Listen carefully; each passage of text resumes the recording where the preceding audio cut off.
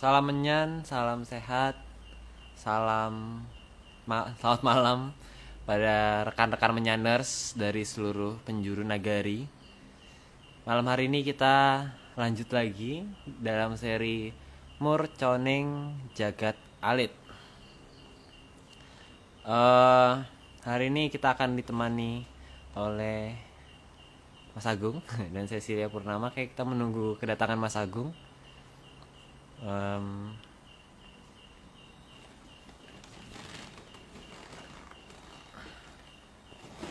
Kedatangannya Mas Agung belum bisa bergabung kayaknya.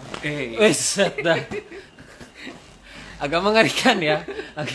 Oke. Satu tempat kita ternyata. Oke, kita satu tempat nyata. Ternyata loh, kaget juga. Oke, ini Cecilia sudah datang. Purnama. Oh ya. Ini pas purnama nggak sih? Tanggal. Coba lihat bulannya.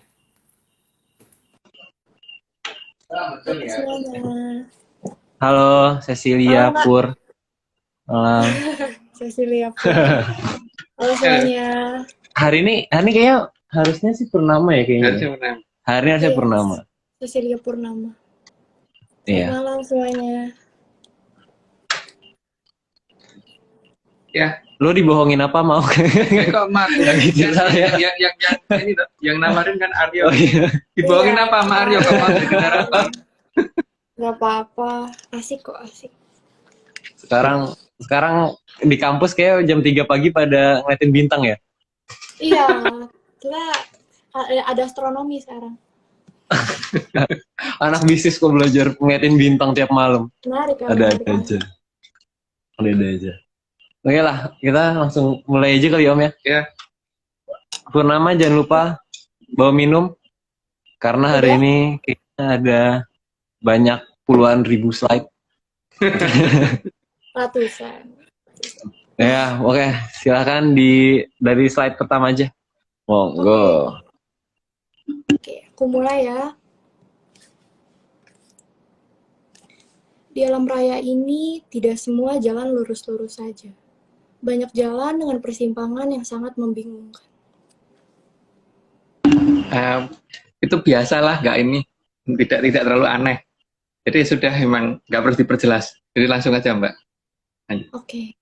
Banyak jalan tanpa petunjuk jalan yang jelas. Karena mungkin ada perbedaan asumsi. Sehingga sangat mungkin membuat orang kesasar. Jalan memang bingungin. Jadi ini kan menyangkut masalah bagaimana kita menuju ke suatu tempat. Kalau kita apal jalannya ya mungkin nggak masalah. Tapi kan sebenarnya ada ini hanya berlaku jika misalkan kita ngerti itu nggak perlu. Tapi kalau misalkan ngerti di mana beli tiket pesawat, mau nggak mau ya harus jalan kaki. Masalahnya kalau jalan kaki itu ya begitu, harus ngerti semua jalur. Oke lanjut. Tadi keputus ya kayaknya. Putus nggak ya? Halo, Nggak halo. diem. Halo. Kok dia muter-muter? Ya, kita yang muter kayaknya. Bentar, kita tanyakan. Aman sih harusnya. Ngelek kayaknya. Menyaners ini yang ngelek aku atau dari... Oh iya. Kita tunggu Purnama. Karena ini kayaknya ini Om, ini ada power dari Menyaners nih. Karena dari tadi requestnya disclaimer semua. Oke, kalau kita sambil tunggu Kayaknya dulu deh. ini emang harus disclaimer dulu nih. Mana disclaimernya? Sebentar, tak cari filenya. Bentar, mana dia tadi ya? Ini semua cuma kalau nggak percaya ya nggak apa-apa. Mana tadi? Audionya mana sih? Di bawah ini. Tuh. Oh. Biaran ke sana dulu.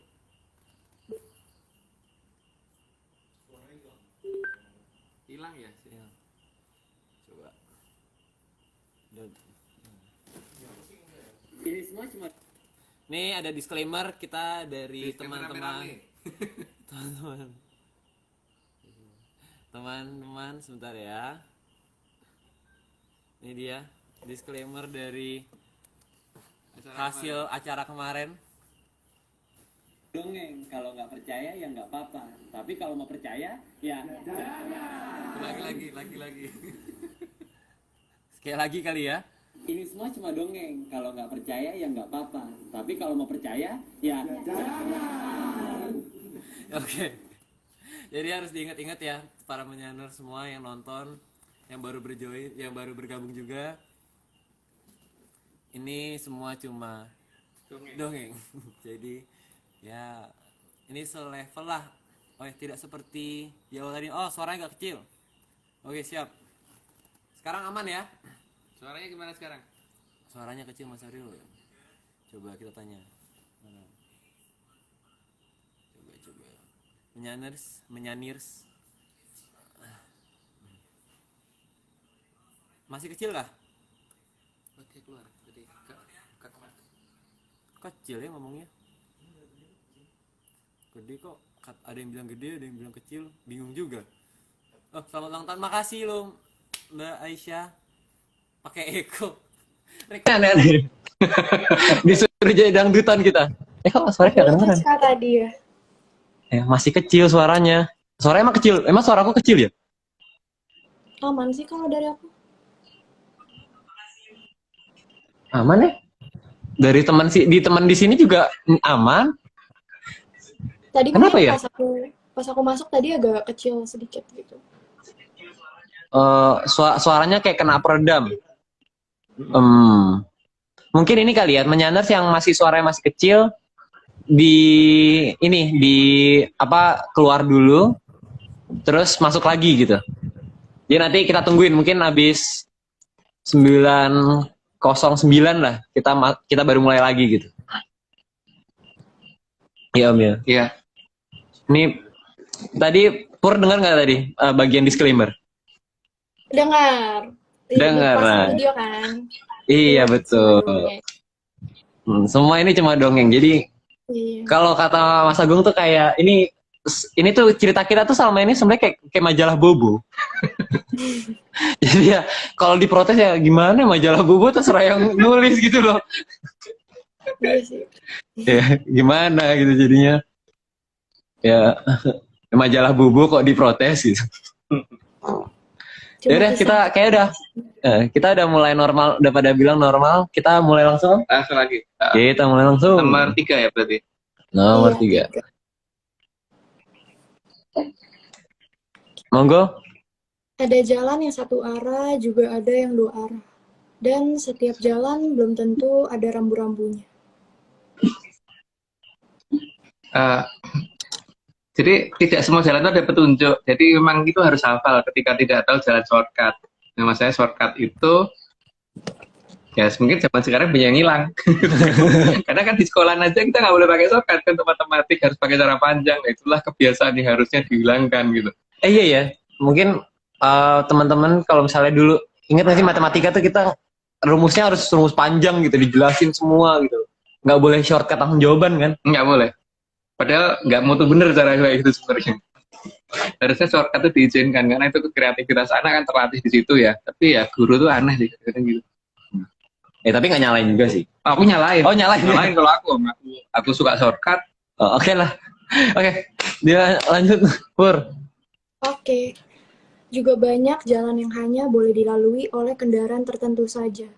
Meskipun jalannya lebar, tetapi belum tentu kendaraan boleh lewat di sana. Ya kayak jalan tol kan nggak boleh naik sepeda di sana ya.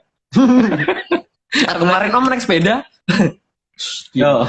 Paling tidak jalan tol nggak boleh lah orang naik motor atau misalnya naik becak di sana atau naik dokar tuh nggak boleh. Emang ada kendaraan tertentu yang hanya boleh lewat di jalur tertentu, itu kita juga pahami. Jadi di situ yang jadi masalah kalau kita nggak ngerti yang namanya rambu-rambu dan nggak ngerti aturan gitu. Aturan alam itu juga ada aturannya soalnya.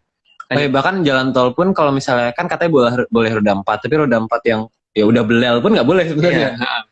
Cuma rodanya doang 4 yang nggak boleh juga. Iya. Bukan bannya yang 4 loh. Karena kalau bannya 4 kan motor kadang-kadang ada ban dalam sama ban luar. Oh iya, benar. Bannya 4.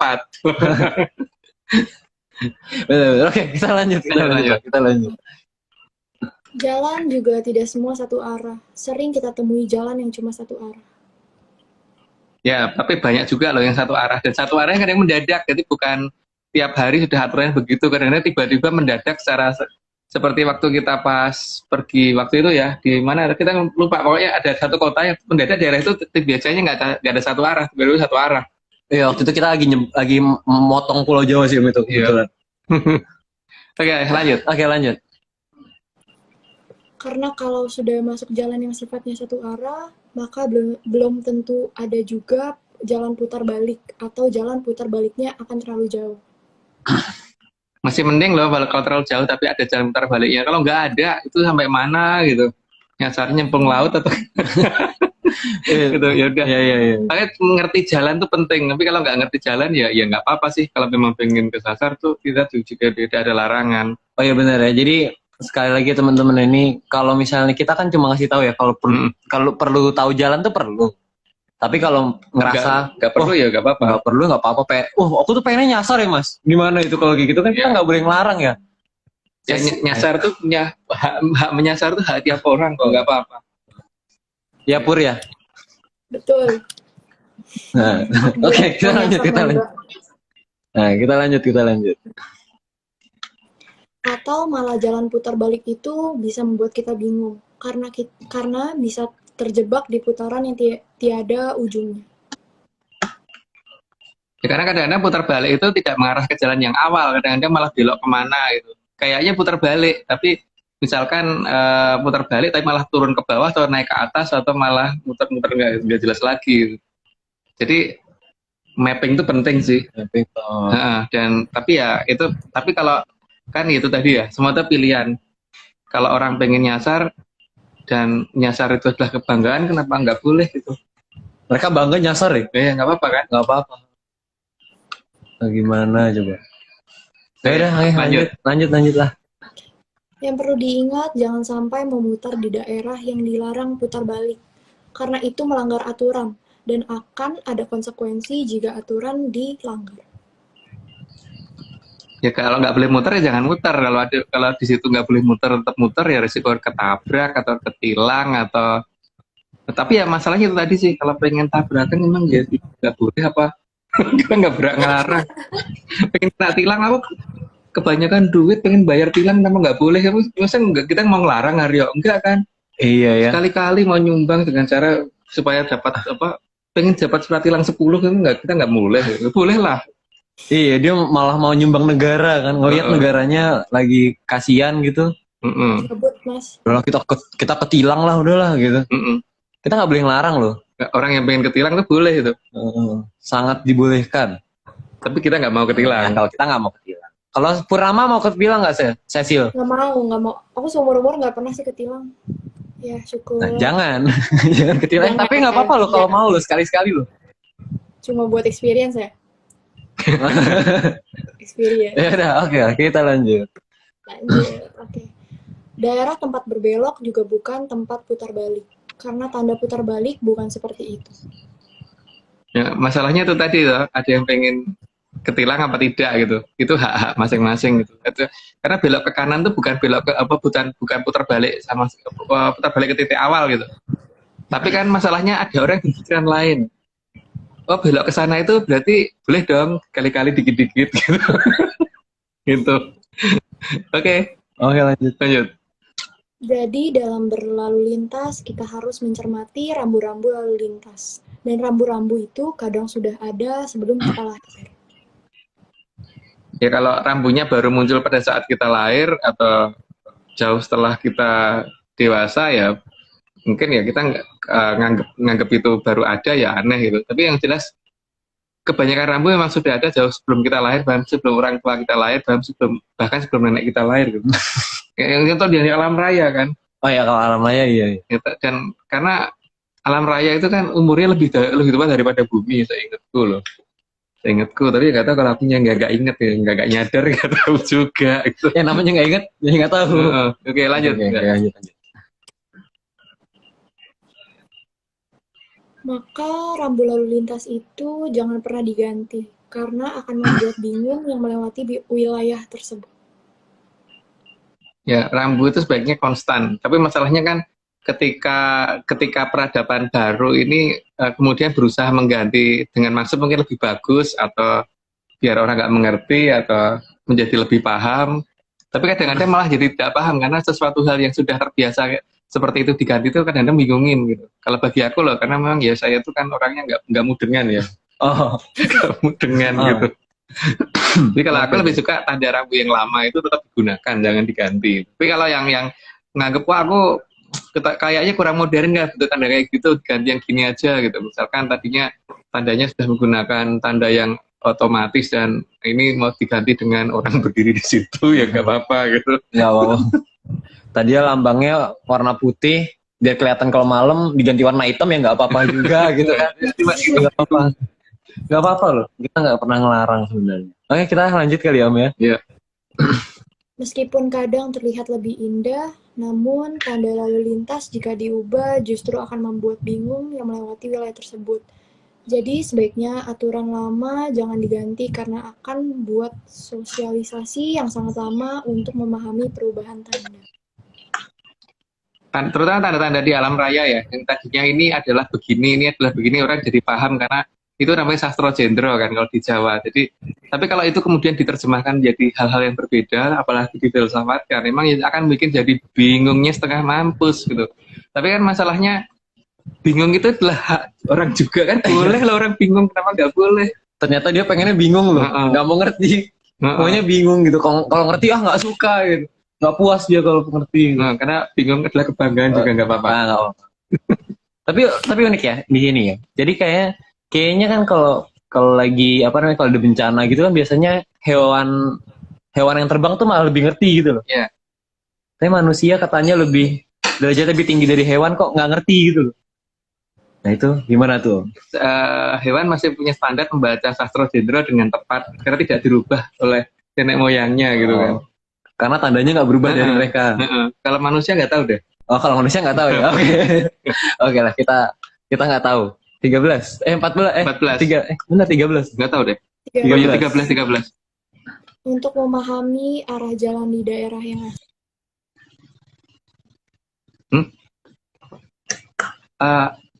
Apa tadi? Muter-muter dia. Muter-muter. Oke, Arya yang baca aja. Tahu bentar. Ini memastikan apakah aku yang muter atau Purnama? Gimana nih pemirsa, siapa yang muter? Saya atau Purnama? Cecilia sih panggilannya Purnama. Oh ini dia udah di request juga. Keputus juga dia. Ya keputus. Pur. Kasihan ya namanya PUR Mas, bukan POOR. Udah balik. Halo sis. Nah Mbak Purnama. Ini sore loh. Ada yang nanya namanya Purnama itu PUR atau POOR gitu depannya. Purnama. PUR. PKU ya, bukan POO. Bukan OO ya. Oh ya ini pada jawabnya pada bilang Pur ya. Ini dipanggilnya Mbak Pur atau Mbak Cecilia ya? Cecilia bisa, Purnama juga bisa. Darani juga bisa. Ada 3 namanya. Oh Darani bisa. Darani. Jadi Darani saja dikira. Oh Darani itu dikira artinya. Mbak dikira. Mbak Darani Mbak dikira panjang. Panjang ya. Ya udah. Oke, ayo lanjut. Lanjut tadi 13 kayaknya keputus. Iya. 13 keputus tadi ya. Oke. Untuk memahami arah jalan di daerah yang asing, maka peta selalu akan dibutuhkan. Peta memang diperlukan. Cuman masalahnya peta ini diganti apa enggak, terutama nama-nama wilayahnya gitu loh. Misalkan dulu namanya Gunung Indrakila gitu, kemudian diganti menjadi Gunung Ciremai gitu. Itu kan orang bingung banget karena arahnya jauh banget itu. Namanya juga bedanya ekstrim. Terus misalkan dulu namanya Kaki Kayangan Bolosrewu, sekarang diganti nama Saturnus, kan beda banget kan? Bingung kan? Nah, akan bingungin itu. Sekarang dulu dinamain Kaki Kayangan Pangluwung. Sekarang namanya jadi Jupiter. Kan bingung sebenarnya. Bingung. Oke, lanjut. Juga bagi yang menggunakan angkutan umum massal, maka tanda-tanda dan trayek angkutan harus dipahami sebelum naik kendaraan yang akan dipilih. Penjemputan itu akan dilakukan, tapi masalahnya penjemputan itu kan kita harus ngerti tuh waktu, tempat, dan di mana, ya. Waktu, tempat, di mana kan di alam raya ini ada masalah waktu, ada masalah tempat, dan waktu dan tempat yang sama atau tempatnya beda tapi waktunya sama atau waktunya sama itu bingungin di sini. Jadi ada berbagai aturan yang harus dipahami untuk masalah di alam raya ini dan jemputan itu ada di mana. Kita harus memahami betul dan ciri-cirinya seperti apa, kendaraannya seperti apa, kapan. Karena kan Jadi kita nggak bisa menunggu di tempat yang nggak mungkin jemputan itu lewat kayak kita nunggu stasiun kereta api tapi nunggunya misalkan di tengah danau. di tengah danau gitu juga nggak mungkin atau di tengah laut gitu nunggu jemputan kereta api itu. Kereta api di stasiun dan tidak semua stasiun tempat kereta api itu berhenti gitu. Apalagi nunggu di tengah kereta api juga salah kan? Salah juga, Iya. Ketabrak. Jadi Atau nungguin pesawat di tengah laut gitu. nah, ternyata di tengah laut itu juga keliru. Jadi atau ini apa nunggu bus tapi di TPA tempat pembuangan sampah itu. Iya. Pembuangan akhir kan nggak bisa tempat pembuangan sampah akhir itu misalkan gitu nggak bisa dia tetap semua ada jalurnya, semua ada tempatnya dan semua ada waktunya juga. Ya karena kita pun kalau minta dijemput sama misalnya pulang dari luar kota gitu naik pesawat kan kalau misalnya minta dijemput ya kita kasih tahu di terminal berapa, penerbangan apa, jam berapa gitu kan. Iya. Tapi kalau misalnya cuma disuruh jemput kan bingung yang jemput. Terus Yang dijemput juga bingung. naik kendaraan itu juga harus pilih-pilih juga walaupun mungkin jamnya sama tapi misalkan yang lewat ini bis PPD atau truk sampah gitu. Trayeknya pas sama pasti kebetulan truknya juga berhenti di tempat yang sama tapi kita naik kan nggak mungkin kayak truk sampah gitu kan juga harus ini kan apalagi kendaraan ambulan itu kan nggak mungkin kita musuh ngiung-ngiung gitu dikira orang apaan gitu. Jadi nama kendaraan terus jenis kendaraan waktu tempat itu penting banget tapi ya kalau memang pengen naik yang lain nggak apa-apa sih. Kalau pengen bingung nggak apa-apa loh. Ya. Kalau Cecil mau ya gimana? Kalau mau bingung ya silakan loh. Kita nggak ngelarang sama sekali soalnya. Ya, tergantung sih Oke lah, tujuan kita hidupnya. lanjut. Jadi ya. Kalau kita mah bikin bingung memang hobi kita gitu masalahnya. Bikin bingung hobi, iya. Oke, kita lanjut ya. Oke. Karena tidak semua kendaraan bisa berhenti di sembarang tempat. Jika salah pilih, maka daerah tujuan malah akan terlewatkan. Ya kita harus ngerti trayek tuh di situ. Kalau kita mau ke Surabaya gitu, naik pesawatnya jangan ke Ambon. Atau kalau kita mau ke Jogja, naik pesawatnya jangan ke New York. Itu kan nggak mungkin mendarat di situ gitu.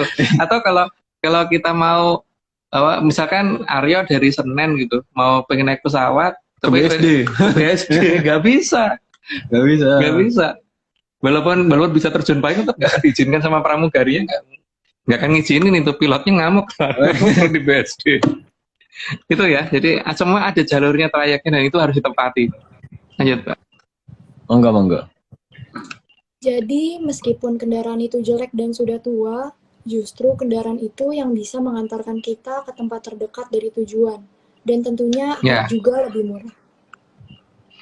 Karena kita nggak mungkin dari bandara di Jakarta, terus kemudian ke Jogja, kan turunnya pasti di bandara. Dari bandara ke rumah itu masih jauh, jadi butuh kendaraan yang lebih kecil gitu, untuk mencapai ke tempat kita gitu. Dan kadang-kadang kendaraan itu justru kendaraan yang sudah tua, apalagi kalau ke jalur pedesaan gitu. Nah sekarang memang kita bisa minta tolong dianterin dengan menggunakan pesawat jumbo jet gitu masuk ke rumah ke depan rumah gitu.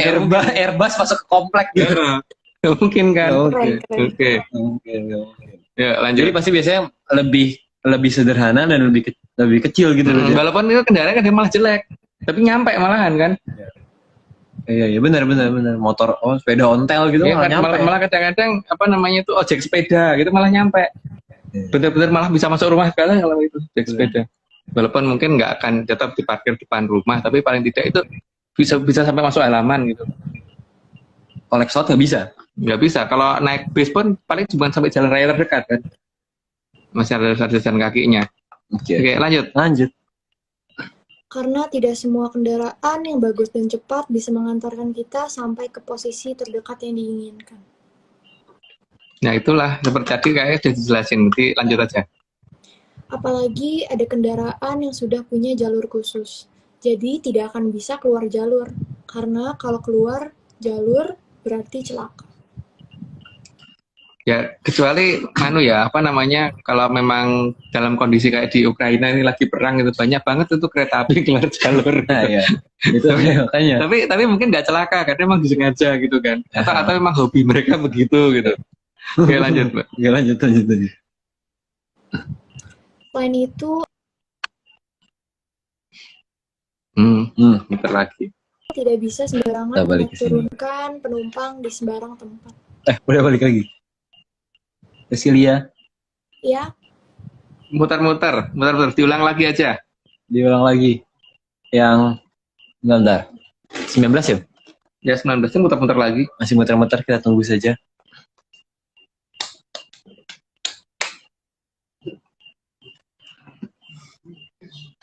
Wifi-nya bermasalah ya di sana. Saya kira malah kita bakal nih kayaknya. Sebentar. Nah, ini udah mau request. Jadi ya, keluar dia. Iya. Tapi lucu ya, dia benar-benar. Kalau ada pun ada yang bilang gitu kalau misalnya kita bakal dijemput gitu. Tapi harus detail berarti kan? Iya. Harus detail gitu, tempat lokasinya, yang jemput apa, siapa, naik apa, kapan, berapa orang yang boleh ikut. Karena kendaraan juga ada batasnya. Iya. Taunya naik motor tapi yang ikut ber-15 gitu. Dijemput misalkan pakai mobil Avanza gitu. Tapi kita suruh naik di belakang mobil ya sama aja kan, kita nggak ikut. Duduk di ban gitu. Ya ketinggalan. aduh, aku maaf banget, aku jadi ini muter-muter mulu, muter-muter. Nggak apa-apa. Emang ini proses. Pakai wifi atau pakai data di situ? Tadi pakai wifi, tapi aku ganti aja jadi pakai data aja. Oh ya. Oh ya, ini ada yang bilang suaranya mengecil lagi. Jadi menyanners apakah kita benar mengecil atau tapi tadi katanya ada yang bilang sih katanya kalau sendiri kalau sendiri kita kecil suaranya. Oh gitu. Kalau berdua enggak. Iya, bisa gitu. Ya, makanya. Emang unik. Unik ya. Kita dari zaman IG 1 jam ke kick berhenti sekarang jadi 2 jam nih. Oke, sekarang nomor ya, kita lanjut. 19. Oh, udah nggak kecil. Oke, siap. 19 diulang lagi. Selain itu, ada juga kendaraan yang hanya bisa berhenti di tempat-tempat tertentu. Jadi, tidak bisa sembarangan menaik turunkan penumpang di sembarang tempat. Ya memang kendaraan yang besar selalu begitu. Itu bukan hanya bis, bukan hanya kereta api, pesawat terbang juga begitu kan. Iya. Kapal juga begitu. Memang bisa kapal, kita naik kapal feri terus minta diantar sampai rumah gitu. Nggak bisa. Bodoh juga sih sebenarnya. Nggak ada kapal feri sampai rumah kan. Iya. Oke, lanjut. Tentunya tidak semua kendaraan itu harus ada terus, karena memang ada jadwal khusus untuk kedatangan dan keberangkatan. Meskipun kadang bisa juga terlambat. Terlambat itu wajar, alamiah sekali. Tapi masalahnya kan ketika kita sekarang berbicara dengan aturan waktu yang universal, karena ya contohnya bintang yang kita lihat aja itu kan berarti bintang yang sudah sekian juta tahun yang lalu atau ribuan tahun yang lalu baru kelihatan di mata kita sekarang. Jadi di alam raya itu masa depan dan masa sekarang dan masa lalu itu akan ada di waktu yang sama. Jadi tergantung bagaimana kemampuan kita memilih itu kan. Jadi kita menyadari itu apa enggak. Kalau dianggap yang kita lihat semuanya sinkron di satu waktu itu salah, karena alam raya itu nggak sinkron untuk waktu. Oke, semoga bingung. Oke, lanjut. Selain harus tahu trayek kemana arah tujuan kendaraan tersebut, jadwal juga harus kita perhatikan supaya kita tidak salah pilih. Ya, jangan sampai kita mau, misalkan dari Semarang mau pergi ke Surabaya itu jangan sekali-kali beli tiket ke Kalimantan gitu. Apalagi kalau tiketnya ke Mantan Kali ya. Jadi kita harus ngerti kalau kalau pengen naik kapal itu di Sungai Berantas, jangan naik kapal kok di jalan raya gitu kan. Ya. Yang penting kita harus tahu trayek itu kemana. Kalau mau ke Jakarta itu jangan ke Sungai Berantas atau ke Mantan Kali atau ke Kalimantan. Ya malah jangan ke sana gitu. Ya. Lanjut. Maka sangat penting pemahaman atas peta, jadwal, dan tempat pemberhentian untuk dinaiki agar kita tidak kesasar. Itu sih untuk penumpang angkutan umum, seperti aku zaman dulu itu sudah menjadi hal yang wajib untuk diketahui gitu. Terutama zaman sekarang ya, di mana ada busway dan MRT, ada LRT, ada macam-macam itu. Jangan sampai salah nyari trayek di mana kita pengennya kemana malah tujuannya malah ngambil kendaraan kemana gitu. Karena beda jalur aja kan pasti udah lain tuh, trayeknya pasti jauh. Mau ke Tanjung Priok malah nyampe Bogor kan salah. Iya. Salah gitu. Oke, lanjut. Oke, lanjut. Di alam raya ini sangatlah penting orang yang tahu trayek angkutan, jadwal angkutan, peta jalan raya, dan di mana menemukan angkutan yang tidak akan kesasar. Jadi, biarpun dia orang baik, tapi andai tidak tahu jalan, maka tetap akan tersasar. Masalah kesasaran tidak itu kan bukan berarti orang masalah baik dan tidak baik ya, tapi yang penting ngerti trayek atau tidak ngerti trayek kan. Ya bahkan orang nggak baik pun asal ngerti trayek nggak mungkin kesasar. Iya, kan trayek ngerti jalan ngerti peta itu penting kok. Masalah map itu penting. Jadi kalau misalkan untuk masalah kesasar dan tidak kesasar adalah pengetahuan tentang masalah peta dan trayek perjalanan, bukan kepada masalah dia baik atau tidak. Karena kayaknya kalau copet di bus tuh malah lebih ngerti trayeknya. Iya, dan itu nggak pernah kesasar itu. Nggak akan kesasar. Copet tuh pasti nggak akan kesasar dia. Tapi kalau misalnya ada orang baik pun kalau nggak ngerti peta ya jadwal angkutan dan trayek nggak ngerti tetap akan nyasar. Bukan masalah baik dan buruk berarti. Ya. Oke. Itu di sistem angkutan ya. Sistem angkutan. Oke, lanjut. Kita lanjut. Tentu tidak semua angkutan itu akan membawa kita sampai ke tempat tujuan, tapi paling tidak sudah mendekati ke tempat tujuan. Maka jalan kaki masih kita perlukan. Jadi tidak semua angkutan itu langsung sampai depan rumah itu, ya harus diingat itulah. Terutama untuk perumahan-perumahan yang mewah itu biasanya kan bahkan hanya bisa sampai gerbang kan, gerbang depan gitu. Gerbang perumahan yang dan masuk ke gerbang itu masih jauh biasanya. Nah, di sini juga bukan masalah kalau sudah dijemput tuh pasti akan sampai, itu belum tentu kan, karena setelah itu kan kita juga diturunkannya di mana gitu. Jadi oke. Ya tapi kalau misalnya ada orang mau Airbus langsung masuk ke kamarnya nggak apa-apa. Nggak apa-apa ya. Pesawat Airbus dia pilotnya loh. Dia pilotnya, kalau dia bukan pilotnya mana boleh. Masuk ke Airbus langsung masuk kamarnya nggak boleh. Oke, lanjut. Jika jalan kaki terlalu jauh dan tidak kuat melanjutkan, sebaiknya juga beristirahat. Tapi jangan di tempat sembarangan. Carilah tempat yang benar untuk istirahat, karena lelah itu sangat manusiawi. Ya, karena jagat itu sangat luas ya, dari mulai Arjopodo sampai ke Kayangan sana itu sangat panjang kalau tidak ngerti jagat alit. Jadi harus lewat jagat gede itu mas seperti itu. Dan pasti akan ngalami yang namanya kecapean. Nanti istirahat boleh, tapi jangan di tengah jalan ya. Atau malah di rodanya truk malah jangan. Ya. Tapi jangan, kita nggak boleh ngelarang Om. Ya kalau orang memang pengen begitu. Iya, kalau pengen tiduran di jalan kayak di gambar ini kan ya kita nggak bisa ngelarang loh. Yang berhak ngelarang bukan kita, tapi petugas yang bersangkutan. Nah, petugasnya, karena kita nggak bertanggung jawab. Oke, kita hanya tanggung menjawab. Oh ya, tanggung menjawab. Oke, kita karena udah 26 nih, kita disclaimer kali. Disclaimer video lagi atau gimana? 30 aja, 30. Oke, 30. Siap. Disclaimernya 30. Oke, 26. Lanjut. Meskipun angkutan itu ada, tetapi leluhur tetap mengharapkan agar kita bisa jalan sendiri, tanpa tergantung angkutan, supaya tidak ada masa penantian karena sudah tahu harus kemana. Nunggu itu paling nyebelin dalam menurut aku. Karena kalau seperti waktu jemput adikku di stasiun kereta gitu, rasanya tuh 5 menit lagi kereta api akan nyampe, itu kayak 5 tahun loh rasanya. Makanya menanti itu nggak enak, tapi ya ada orang yang menunggu tuh lebih menyenangkan, itu ya nggak apa-apa. Tapi kalau aku nggak suka nunggu, lebih suka kalau ngerti sendiri jalannya. Masalahnya kalau nunggunya tahu sampai kapan Om? Ya. Kalau nunggunya cuma dibilangin nanti aku kesana loh di hari Sabtu, tapi Sabtu kapan? Sabtu minggu depan, minggu depan lagi, tahun depan, abad depan, milenium depan, atau jutaan tahun ke depan gitu kan, nggak tahu, pokoknya hari Sabtu gitu kan maksudnya. Atau malah Sabtu kemarin.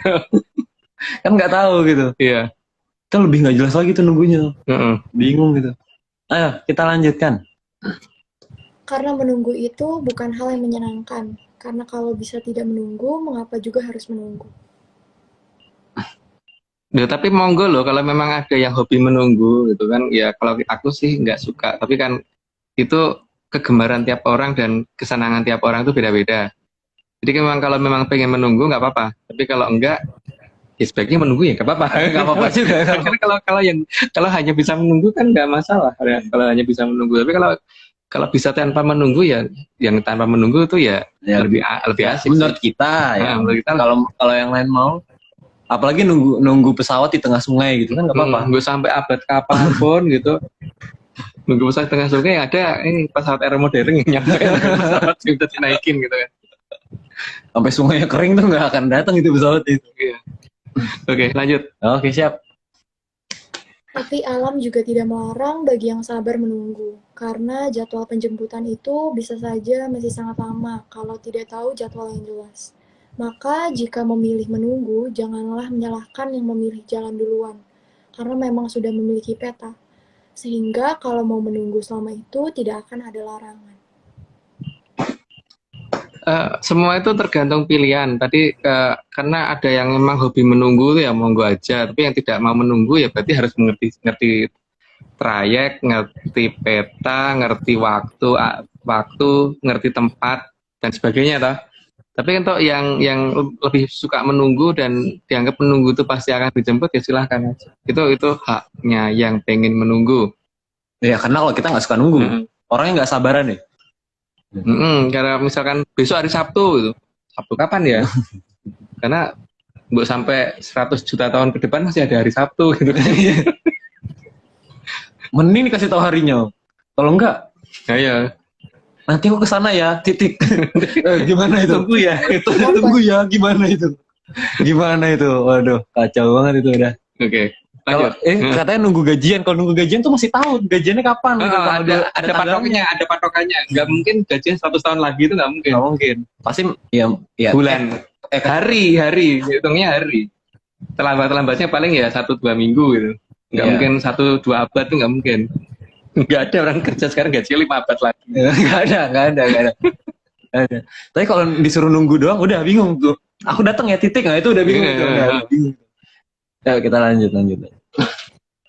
Bagi leluhur, satu kata menunggu itu sangat tidak dianjurkan. Maka leluhur memilih memberikan peta kepada para anak cucu agar tidak perlu menunggu. Tapi ya itu peta itu dipahami apa tidak dan masih ada apa tidak gitu kan sekarang. Tapi kalau peta itu masih ada dan membacanya juga masih dipahami, ngerti ya, berarti ya itu bisa digunakan. Semoga aja petanya nggak diganti ya. Misalkan mau ke Jakarta tapi dikatakan Jakarta itu daerah mana tengah Samudra Hindia gitu. Atau misalkan mau ke rumahnya Aryo gitu, tapi alamatnya kebun binatang Ragunan gitu kan juga. Masalahnya kan bagaimana kita membacanya benar apa enggak dulu baru ada peta. Dan sekarang kalau misalkan ngomongnya alamat perumahan apa gitu terus kemudian alamat itu sebenarnya bukan karena kesalahan membaca karena ada perubahan cara membaca huruf sehingga akhirnya itu menuju ke kebun binatang. Itu kan juga masalah. Jadi pengenalan huruf dan tulisan itu juga penting. Makanya aksara Pallawa itu ya harusnya dipahami gitu. Tulisannya bekas C tapi taunya dibacanya apa kan nggak tahu juga. Bekas C ya diganti bekas apa gitu kan. Nggak tahu juga. Atau Wiragunan jadi apa gitu kan bingung juga tuh. Nah, tempatnya Tumenggung Rogino kan Wiragunan ya. Iya, jadi apa gitu jadi apa itu? Tiba-tiba winya hilang atau nannya yang hilang. Ya kan nggak tahu. Apa gunya yang hilang? Minan. Ya nggak tahu lah itu. Oke, lanjut. Di sini disclaimer di sini. Lanjut dulu. Silakan Mbak E. Alam raya ini sangatlah luas, maka leluhur sudah memberikan 3 jalan utama yang dikenal dengan nama jagat kecil, jagat gede, dan jagat langgeng. Yaitu kalau jagat kecil ada dalam badan kita. Jadi kalau menuju ke titik akhir itu sebenarnya menggunakan itu bisa seharusnya. Tapi kalau misalkan tata cara itu udah dilupakan, berarti ya harus menggunakan jagat gede. Tapi kalau jagat gede ini petanya nggak ngerti, jagat gede itu rawan nyasar kan. Ya, karena gede. Karena gede banget, gede banget. Kalau jagat langgeng kan tempat tujuan. Ya, aku nih ya. Maaf. Itu. Jadi kita mau disclaimer ya, disclaimer dulu. Disclaimer, request pakai Eko. Wah, request jadi dangdutan. Requestnya dangdutan loh. Bentar, kita nyalain speakernya. Oke. Nih. Ini semua cuma sabar. 14. Harus pakai speaker ya, biar kencang. Harus, biar kencang suaranya. Ayo, menyanar siap ya. Sampai menyanar bilang siap baru di play ininya. Disclaimernya. Nunggu delay dulu berarti. Oke. Ah udahlah, pasti udah siap semua. Yuk. Eko, request Eko. Ini suaraku udah menggema belum? Sudah bereko belum? Udah bereko? Kurang kali ya. Biar asik kali ya. Kencangin lagi. Biar asik Begini. Mantap sudah ya. Mantap sudah. Ini request dari Menyaners ini. Oke. Ini semua cuma dongeng. Kalau nggak percaya ya nggak apa-apa. Tapi kalau mau percaya ya. Loh, hilang. Sekali lagi. Ini semua cuma dongeng. Kalau nggak percaya ya nggak apa-apa. Tapi kalau mau percaya ya. Siap. Taruh. Nah, suaranya dibenahi. Udah nggak Eko. Oke, jadi Arahnya. Oh iya, bentar. Disclaimer normal dulu biar siapa tahu nggak kedengeran. Teman-teman, jadi ini cuma dongeng. Atau Cecilia mau nyoba? The disclaimer. Disclaimer guys. Masih hafal kan? Cuma dongeng. Kalau Kalau nggak percaya, Kalau nggak percaya nggak apa-apa. Kalau nggak Nggak percaya apa-apa.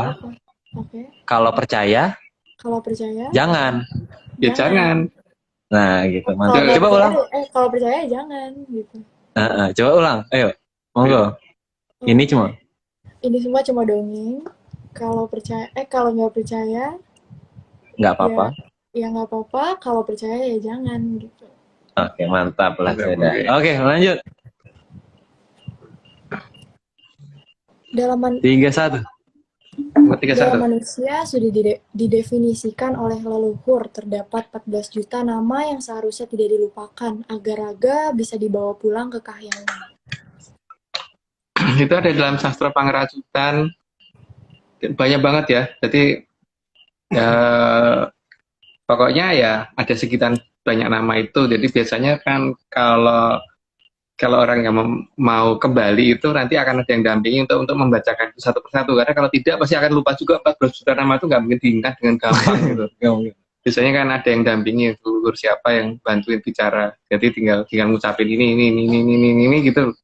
Karena minimal aja darah aja sih balikin ada yang namanya sendiri. Ada namanya sendiri. Daging ada darah sendiri, mata namanya sendiri kan bingung juga ya. Jadi bukan 4 ya. Bukan 4 ya. Jadi ada gigi aja ada berapa puluh gitu. Ya, gigi aja ada berapa puluh. Tangan aja jari 5 gitu. Jari 5, jempol. Jempol aja 4 loh. Hidung, mata, telinga, mulut, Panca indera 5 loh, panca namanya. panca indera aja udah 5 gitu. Gak mungkin orang bilang cuma 4 yang ngaco. Ya, tapi nggak tahu loh. Nggak apa-apa. Orang apa-apa pengen ya? ngerti, pengen nyampat doang kan nggak apa-apa. Iya sih, bener sih, nggak apa-apa sih. Mungkin sudah di pack nanti ada program zip-nya itu loh. Ada di archive ya, jadi 4 doang gitu. Iya sih, bener sih. Tapi kita kan nggak ngerti program zip-nya itu atau program archive-nya itu nggak tahu kita. Karena cuma ya panca aja 5. Karena kita ngerti 14 juta bukan 4. Jempol tuh ada 4 loh. Jempol doang aja 4 loh. Jempol aja 4 loh. Iya. Jari aja ada 20. Jari 20. Belum kukunya itu. Ya hidung aja lebih ada 2. Rambut aja berapa biji? Makanya. Yeah. Lucu ya? Iya. Oke, kita lanjut. Lanjut. Dalam jagat alit atau jagat kecil, perbagian sudah ditentukan siapa pemiliknya dan bagaimana cara mengembalikannya. Sehingga kalau hal ini dilupakan, maka terpaksa jalan kedua yang lebih panjang yang harus dilakukan, yaitu melalui jagat gede. Ya, tapi nggak masalah sih kalau memang yang dipilih itu gitu. Tapi kalau saya sih milih yang, aku lebih suka shortcut sih ya. Iya. Iya, lebih suka yang pendek, jalur pendek. Tapi bagi yang lebih suka yang panjang dan lebih menantang, kenapa enggak gitu? Kenapa enggak suka tantangan? Oh, suka adventure gitu ya? Suka. Suka berkeliling-keliling ya monggo sih sebenarnya. Oke, kita lanjutkan. Jagat gede adalah alam di antara badan kita ke gerbang kahyangan. Maka pemahaman akan jagat gede menjadi penting, terutama bagi yang sudah tidak ingat jagat kecil yang dimilikinya. Terlalu lebar, terlalu luas, dan itu terlalu ini ya, terlalu sangat rawan dengan banyak jebakan, trap, dan sebagainya itu. Mungkin diteruskan dulu aja, karena di bawah kayaknya ada penjelasan. Namun harus diingat bahwa ada Sang Hyang Batara Kala yang akan berusaha menjaga jagat gede ini menjadi membingungkan. Karena Sang Hyang Batara Kala tidak ingin kehilangan mangsanya. Yaitu karena ada Buto yang memang seperti itu ya, dan dia memang tugasnya seperti itu. Jadi kalau bisa menghindari lewat jagat gede lalu jagat kecil itu lebih baik kalau bagi saya. Tapi kan mungkin ada yang lebih suka tantangan, Bathara Kala kayak apa sih mukanya lucu kali ya gitu, kalau ketemu beliau nggak apa-apa. Kalau emang pengen ketemuin. Oh, kita lanjut. Maka Sang Hyang Batara Kala membuat banyak jebakan di atas sana, agar gerbang Suralaya tidak mudah didatangi manusia, dan terasa seolah sangat jauh, karena teknologi kunci untuk mencapainya juga berusaha dihilangkan oleh Sang Hyang Batara Kala. Jadi sesuatu hal yang gampang dibikin susah karena ada yang berkepentingan atas itu gitu kan. Tapi juga masalahnya yang dibikin susah ini mungkin juga lebih memilih untuk dibikin susah karena mungkin ada tantangan kali, pengen kenal seberapa lucunya Bathara Kala kan nggak apa-apa toh. Iya, nggak apa-apa, kita Kalau aku suka, kita nggak ngelarang lebih. tuh aku suka. Ternyata ngelihat fotonya kan di gambar wayang kan Lucu gitu. ada taringnya gitu. Kok matanya dua sendiri lagi, Iya, matanya satu. Wayang tuh biasanya matanya satu, ini di belakang kita ya matanya satu gitu loh, matanya satu gitu kan. Tapi kok kalau Bathara Kala matanya dua ya? Oh iya. Pengen lihat gitu, siapa tahu ternyata matanya 4 gitu. mungkin karena gambarnya dari samping, jadi orang matanya satu, Bathara Kala matanya dua. Oh berarti mungkin karena dari samping Bathara Kala jadi matanya 4 kanan kiri. dua gitu. Oke, lanjut. Lanjut. Maka leluhur juga menunjukkan bahwa peta menuju ke pangidar-idar jagat supaya tidak terjebak oleh jebakan dari Sang Hyang Batara Kala. Di sini mantan Presiden Soeharto memberikan gambaran yang sangat jelas sebenarnya kalau mengerti, tapi cuman sayangnya kita ya nggak ngerti ya. Iya, kita nggak ngerti ya. Nggak ngerti sayangnya. Tapi gambarnya sangat jelas bagi kita. Tapi sayangnya kita nggak ngerti. Iya, makanya bingung. Tapi jelas. Ya pokoknya nggak ngerti intinya gitu. Nggak ngerti tapi kita jelas, udah bingung kan. Iya. Yaudah, lanjut. Oke, lanjut. Pangidar-idar jagat itu hanya petunjuk untuk bisa lepas dari eka antariksa ke dwi antariksa. Nah itu penggambaran yang digambarkan oleh mantan Presiden Soeharto itu jelas, tapi Kita nggak ngerti. Tapi kita jelas. Kita jelas sebenarnya. Jelas kok, jelas gitu sebenarnya, tapi nggak ngerti. Nggak ngerti. Lanjut. Mungkin Cecil ini belum ngikutin kan dari dulu kita. Ya itu kalau bagi ARC itu dongengnya ya. Antariksa itu ada 7 bagian ya. Antariksa itu ada 7 bagian. Eko antariksa sampai Sabtong antariksa gitu. Jadi bukan satu antariksa, bukan satu tempat, itu ada 7 macam. Ada 7 lapisan gitu. Eka itu 1. Dwi kan 2. Tapi jangan percaya ya. Tapi lupa. Jangan percaya. Info aja. Oh, iya. Oke, biar mudeng. Oke. Jangan mudeng. Jangan. Nggak boleh. Nggak boleh. Harus bingung loh. Kalau nggak bingung nggak lanjut ini. Iya, bingung adalah kewajiban. Lanjut. Oh, bingung. Oke, lanjut. Lanjut kalau bingung. Maka salah satu petunjuk dari leluhur adalah keberadaan bintang paling terang. Bintang paling terang adalah petunjuk bagi Kumara yang mencari jalan pulang agar tahu harus berjalan kemana. Cuman masalahnya kalau mungkin mata berabun tuh semuanya terang atau semuanya gelap gitu. Masalahnya itu, atau tutup mendung itu kan bingung toh. Tapi bintang itu nggak bisa ditipu sih, begitu keluar dari Dirgantara langsung kelihatan sih sebenarnya yang paling terang itu mana gitu. Dirgantara tuh lapisan angin ya, yang paling bawah ya. Kayak pokoknya ada udara sama Dirgantara itu yang masih ada atmosfer ya. Kalau Bahasa sekarangnya kalau itu. bahasa sekarang Diganti itu rambunya itu. Nggak tahu sih. Ayo kita lanjut kali lanjut aja. Maka juga diadakan rasi bintang agar menjadi tanda yang bisa menarik perhatian para kumara yang sedang melakukan perjalanan di jagat gede. Tapi jangan lupa loh, bintang yang kita lihat itu belum tentu ada karena jarak kita dengan sana itu misalkan dianggap aja 100 tahun cahaya atau 500 tahun cahaya, itu berarti kan cahaya yang nyampe ke kita itu adalah 500 tahun yang lalu baru nyampe ke mata kita sekarang. Berarti kalau kita menuju ke sana mungkin itu sudah nggak ada. Tapi ya itu tetap bisa dijadikan patokan karena berarti nanti harus ke arah mana kan ada petunjuk berikutnya gitu. Lanjut. Tapi kita juga harus menyadari bahwa putaran waktu itu tidak sinkron di semua tempat. Jadi sesuatu yang kita lihat sekarang ini bisa berasal dari masa lalu atau bahkan dari masa depan. Oh ternyata kecepatan ya, jadi lanjut aja. Oke. Maka bintang Panjer yang menjadi patokan kita belum tentu ada saat didekati atau bisa menghilang saat sudah mendekat dalam jarak yang seharusnya logis. Kalau bintang tersebut ada di posisi tersebut. Itu tadi karena dia hanya diperintahkan untuk memberikan tanda sampai pada titik tertentu. Jadi kan kayak estafet gitu, titik berikutnya berarti ada tanda yang lain. Jadi tanda pertama kita harus ikutin dulu, kalau tidak seperti itu. Lanjut. Itu karena setelah menghilangnya patokan pertama, maka harus segera disadari bahwa rambu atau petunjuk berikutnya akan menyusul. Tentunya dalam bentuk dan arah yang berbeda. Ya karena jalan itu tidak semuanya lurus, kadang ada belok, ada putaran, ada macam-macam gitu. Jadi memang di sini rambu berikutnya memang harus disadari kira-kira ke arah mana. Lanjut, Pak. Di tempat menghilangnya sang bintang Panjer, seharusnya Kumara diam sejenak untuk menyesuaikan indera kita, agar bisa melihat kembali sang terang yang akan muncul setelah semua indera bisa menyesuaikan dengan daerah sekitar. Karena bahkan sinar itu bisa menutupi suatu hal menjadi tidak terlihat. Jadi kita harus menyadari dulu bahwa mata kita juga butuh penyesuaian dulu, walaupun itu kita sudah tidak punya badan kasar. Tapi paling tidak kita harus mengerti ya bahwa cahaya itu bisa menutupi sesuatu hal. Jadi bukan hanya untuk melihat, cahaya juga bisa untuk menutupi. Contohnya kan kalau lampu dinyalain mungkin kursi meja kelihatan, tapi jangan lupa pada saat siang hari itu ketika matahari bersinar siang hari bintang hilang semua gitu.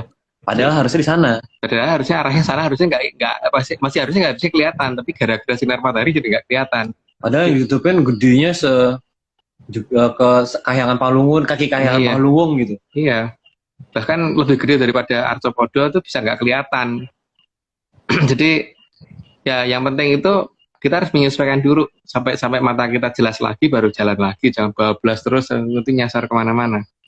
Itu berdasarkan dongeng kita, jadi please jangan dipercaya. Mohon gitu. Mohon. Lanjut. Kita kayak harus bikin surat permohonan. Oke, kita lanjut.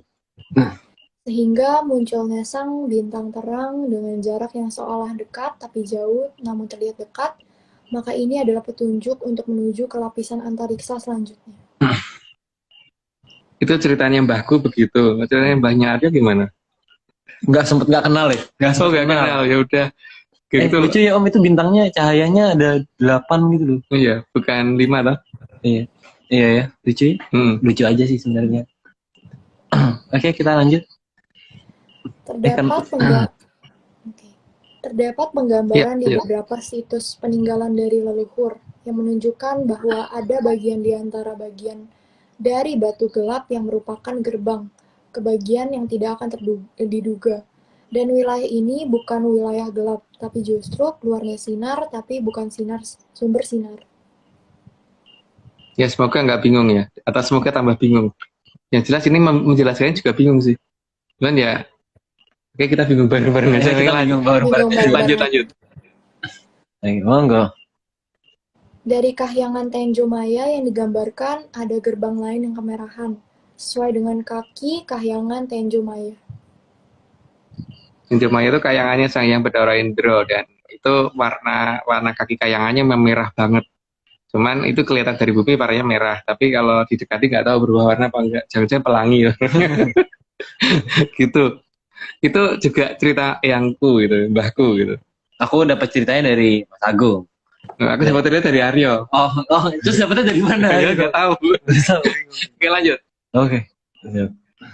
Namun harus belum. bisa dibedakan antara Ya. gerbang kahyangan Tenjo Maya dengan Durganalu karena memang hampir mirip. Durganalu warnanya juga merah, tapi merahnya tuh merah menyebar, nggak beraturan. Tapi kalau kaki kayangan Tenjo Maya kan jelas bentuknya seperti itu. Jadi ya seperti itunya kayak gitu ya. Bunder gitu kan. Bunder Dan merah.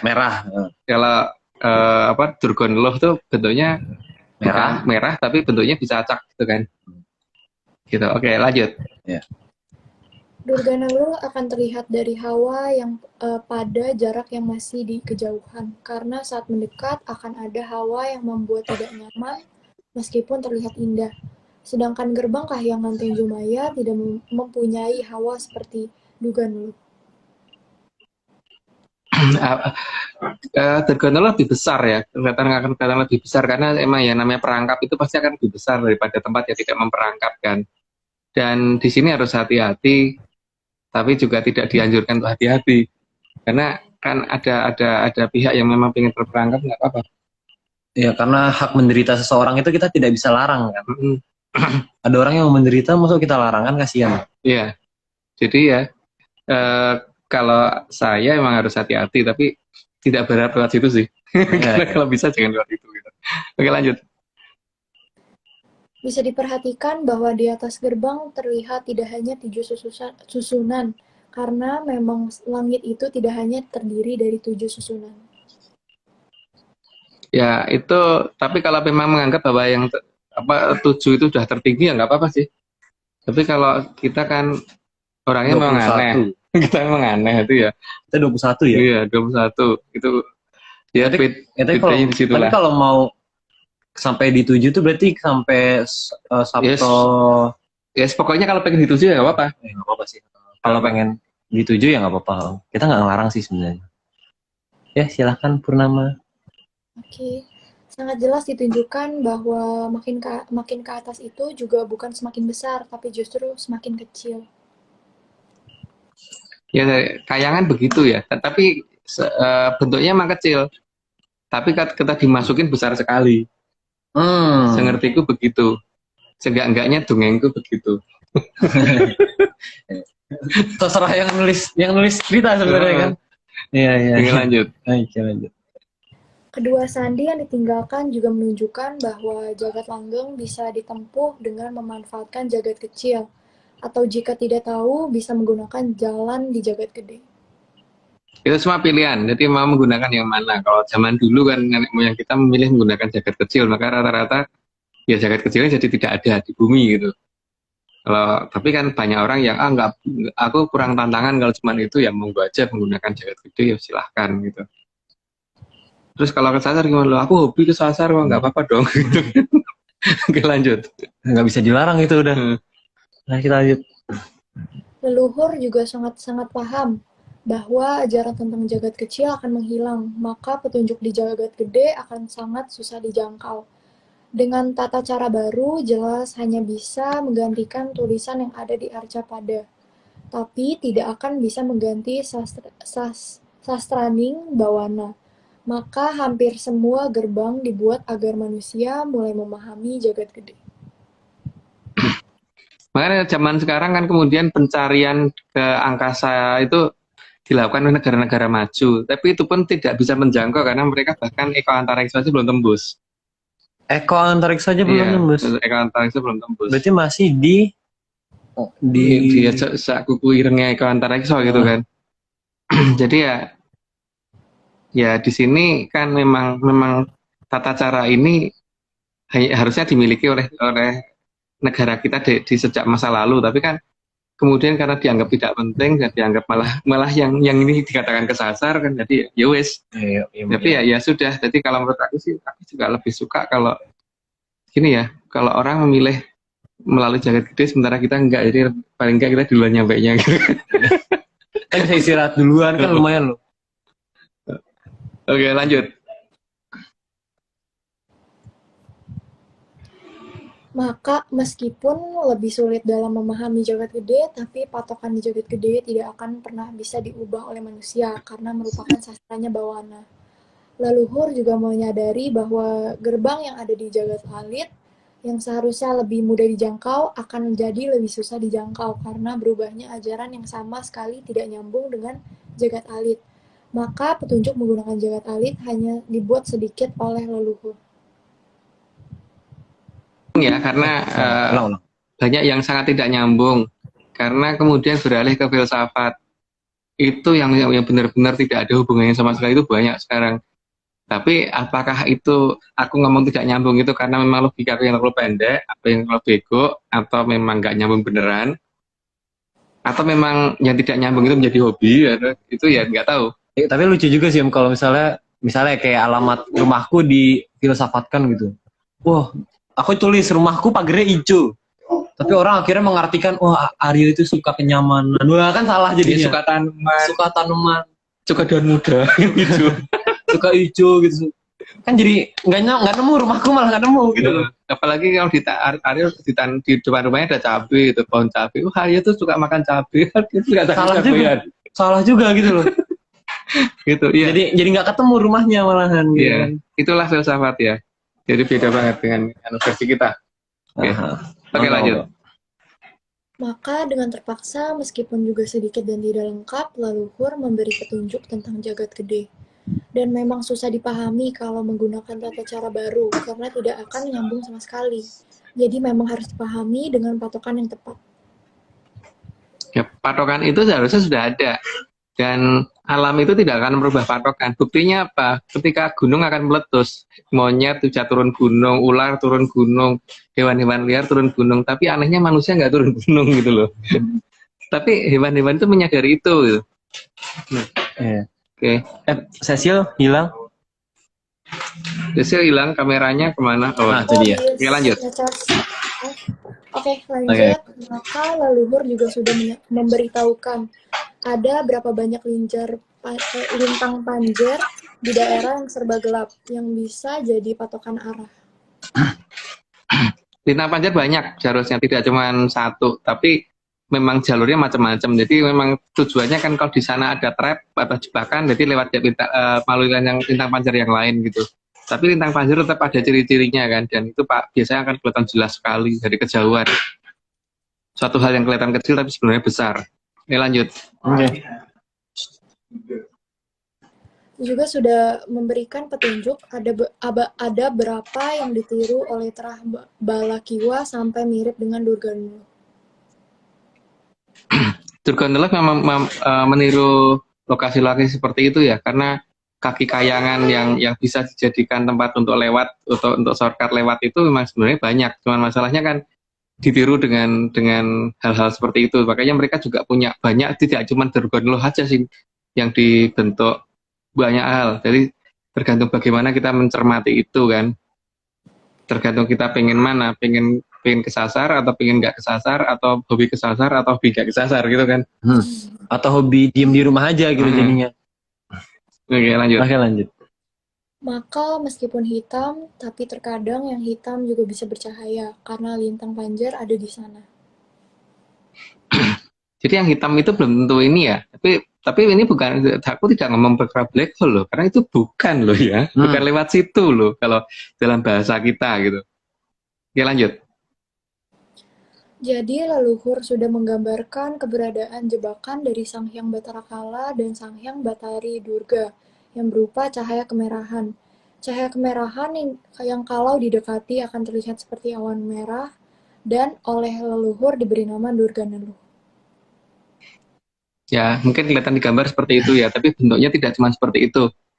Itu berdasarkan dongeng kita ya. Jadi itu yang namanya Durganulu. Merahnya tuh merah seperti itu, hampir mendekati warna merahnya kaki kayangan Tenjomoyo, tapi kayangan Tenjomoyo bentuknya bunder, kalau itu kan bentuknya kayak gitu. Dan lebih besar. Oke, lanjut. Durganalu tidak hanya satu, tapi jumlahnya ada lumayan banyak dan juga ada dalam beberapa rasi bintang yang justru menjadi tujuan. Itu yang harus hati-hati. Jadi semoga paham dengan maksudnya, karena kalau dari sini mungkin nggak begitu kelihatan. Mungkin kalau pakai teleskop agak kelihatan. Tapi paling tidak itu orang ketika masih hidup itu sudah mulai ngerti trackingnya kemana gitu. Oke, lanjut, Pak. Yang cukup berbahaya karena Durganalu terkadang berwarna tidak merah saat dilihat dari kejauhan dan mendadak menjadi merah saat didekati. Kalau dalam bahasa Jawa bisa mancala putra, mancala putri, bukan mancali putri, mancali kaki gitu bukan. Jadi maksudnya bisa berubah-ubah warna gitu. Oke, lanjut, Pak. Durganalu juga terkadang terlihat indah untuk didekati, membuat takjub dan lupa untuk melanjutkan perjalanan yang masih sangat jauh.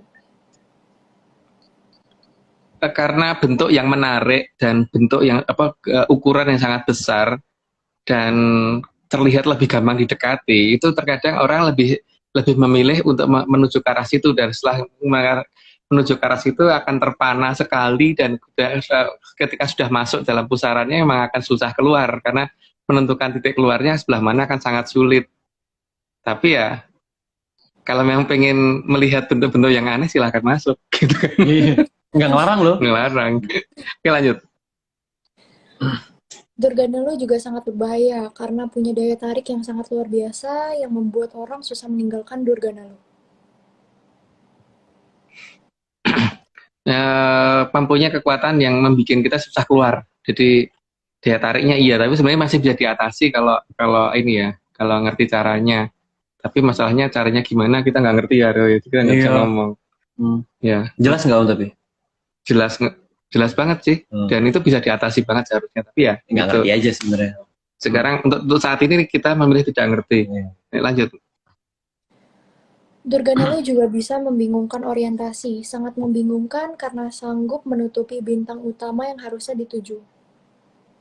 Ya, itu yang bahaya, karena orientasi itu jadi nggak terlihat sama sekali gitu loh. Ya, membedakan atas, bawah, utara, timur, barat itu sangat susah, apalagi di daerah yang betul-betul tidak ada patokan arah. Jadi ketika lintang panjar ketutup oleh si Durganalu karena kita berada di dalamnya, itu akan jadi suatu masalah. Tapi bukan berarti Durganalu nggak ada batasnya, ada ujung batasnya. Asal kita tidak bertahan di tengahnya. Lanjut. Durganalu juga mempunyai kemampuan memindahkan Kumara dari satu Durganalu ke Durganalu lainnya.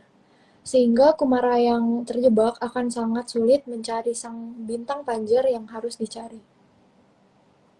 Dengan dipindah-pindah dari satu Durganalu ke Durganalu yang lain, itu akan membuat orang jadinya kalau sudah berpikir, oh arahnya ke sana, nanti kalau aku udah keluar dari ujung sana kan ketemu lintang panjar itu. Begitu keluar lintang panjarnya nggak ada, karena berada di tempat yang sangat jauh, atau mungkin arahnya jadi berubah gitu, orientasinya jadi membingungkan di situ. Oke, lanjut. Maka hampir mirip dengan permainan ular tangga. Kalau Kumara masuk ke dalam Durganalu, maka akan pindah ke tempat yang mungkin tidak dikenal dan butuh waktu yang sangat lama untuk menemukan bintang panjar. Jadi patokan-patokan itu harus dipahami, dan paling tidak itu ya jangan menuju ke daerah yang sifatnya jebakan. Dan jebakan itu leluhur nyebut dengan salah satu namanya adalah Durganalu. Tapi kan kalau itu dianggap sebagai tujuan ya nggak apa-apa. Karena bisa aja di sana abadi, di situ juga bisa kalau nggak pengen keluar. Iya benar. Karena indah loh tempatnya. Katanya Aryo. Kok kata aku tuh diem loh. Aku tuh diem loh. Ayo kita lanjut saja. Maka keberadaan jebakan yang bernama Durganalu menjadi prioritas leluhur agar dikenal anak cucu. Jadi makanya diabadikan nama itu. Cuman masalahnya nama itu mungkin sekarang masih dikenal orang, tapi sayangnya bentuknya enggak gitu kan. Dan posisinya di mana gitu. Kalau dulu sudah ada ininya penjelasannya, itu di mana itu harusnya sudah ada. Ada banyak serat yang kayak itu, tapi nggak tahu seratnya sekarang kemana gitu kan. Iya. Atau seratnya nggak tahu kemana, ya nggak ada juga, kita nggak tahu juga sebenarnya. Ya, oke, lanjut. Namun jebakan bukan hanya Durganelu saja, masih sangat banyak jebakan yang lain. Dalam serat Mandala Giri di Jagat Gede ada sekitar 400 jenis jebakan dari Sang Hyang Batara Kala dan 1.300 jebakan dari Sang Hyang Batari Durga. Sangat banyak ya. Jadi memang lewat jagat gede itu tidak gampang. Jadi memang kalau bisa ngukut jagat dewe atau ngukut jagat alit atau dengan menggunakan jagat kecil itu lebih gampang sebenarnya. Cuman tradisi itu nggak tahu kemana ya. Sekarang kok kayaknya sudah menghilang. Tapi kalau ada yang menganggap nggak hilang juga nggak apa-apa sih. Nah, kalau ada yang menganggap ngerti walaupun nggak ngerti atau ngerti setengah ngerti atau ngerti nggak ngertian gimana itu silahkan. Silakan. Lanjut. Watu Palayangan atau Sela Panglayang adalah batu angkasa yang menjadi batas antara di dalam eka antariksa, yang membuat eka antariksa menjadi 3 bagian. Jadi eko antariksa sendiri juga tidak cuma satu ini ya, eko antariksa juga terdiri atas 3 bagian dan itu batasnya adalah Sela Panglayang dan itu sudah diatur sedemikian rupa oleh Sang Mahaprabu Patu Gunung berdasarkan dongeng kita. Ya. Dongeng itu itulah namanya dongeng. Lanjut. 70 ya disclaimer. Watu Palayangan itu ada di antara suku Kahyangan Pangluwung dan suku Kahyangan Tenjo Maya. Itu kelihatan kok dan kalau menggunakan teknologi sekarang juga bisa dilihat sebenarnya, tapi teknologi sekarang menamakan itu bahasa sekarang menamakan itu dengan bahasa yang agak aneh gitu bagi aku gitu loh. Lebih gampang dia katakan Sela Panglayang daripada yang lain gitu. Oke, lanjut. Apa? Enggak jadi. Oh iya, nggak jadi. Kita lanjut lah. Tangguh. Suku Kahyangan Pangluwung adalah salah satu gerbang masuk ke Kahyangan Pangluwung. Misal satu ya, berarti bukan hanya itu maksudnya. Jadi ada banyak, cuman itu yang gampang terlihat dari bumi. Gitu. Tapi ya itu kalau kenal dengan yang punya Kahyangan Pangluwung, kalau enggak ya paling mendekat suruh pergi. Gitu. Atau mendekat malah diartikan, wah artinya gitu kan. Jangan diartikan artinya ya. Karena ya suku Kahyangan Pangluwung ya Kahyangan Pangluwung, berarti bukan sesuatu hal yang harus diterjemahkan. Seperti tadi alamat rumahnya Aryo itu misalkan jalan sekian, jalan ini nomor ini, jangan diartikan nama jalan adalah karena nomornya ternyata alamatku tuh misalnya nomor 3 blok 3 nomor 3 gitu. Jangan diterjemahkan sebagai nomor togel ya. Jangan diterjemahkan sebagai nomor togel gitu. Malah dibilang, "Oh, Aryo itu angka 3 tuh melambangkan ini" gitu. Enggak, itu malah enggak. Rumahku enggak ketemu jadinya. Enggak ketemu. Malah nggak ketemu rumahnya. Kayak nyambung. Oh ya, sekarang berarti masuk ke disclaimer lagi. Kita tunggu sebentar. Dicari videonya. Ini semua cuma dongeng kalau nggak. Sabar. Ini hari ini hari ini nggak ada request, karena nggak ada request echo. Jadi sekali-sekali nggak pakai echo. Oke, ini dia disclaimer kita. Ini semua cuma dongeng. Kalau nggak percaya ya nggak apa-apa. Tapi kalau mau percaya ya jangan. Oke, mantap sudah. Mantap. Jadi mungkin Cecilia bisa diulang sekali lagi. Oke. Disclaimernya. Ini semua cuma dongeng. Kalau nggak percaya nggak apa-apa. Kalau percaya ya jangan. Tuh. Oke, mantap. Terima kasih. Oke, kita lanjut 71 ya. Iya. Kahyangan Pangluwung adalah kahyangan tempat Sang Hyang Batara Bayu yang merupakan dewa dari segala jenis angin di seluruh alam raya. Batara Bayu dalam cerita pewayangan udah jelas lah itu siapa dan nama kahyangannya Pangluwung, cuman Pangluwung di mana itu kok kayaknya nggak ada ya ada tulisan sekarang ya. Betul, jelas ada. Loh. Di Pangluwung itu ada tandanya mata satunya loh. Ada satu mata, angin semua lagi. Iya. Oke, lanjut. Suku Kahyangan Pangluwung bukan tempat tujuan akhir dari para kumara, karena tujuan adalah Kahyangan Suralaya.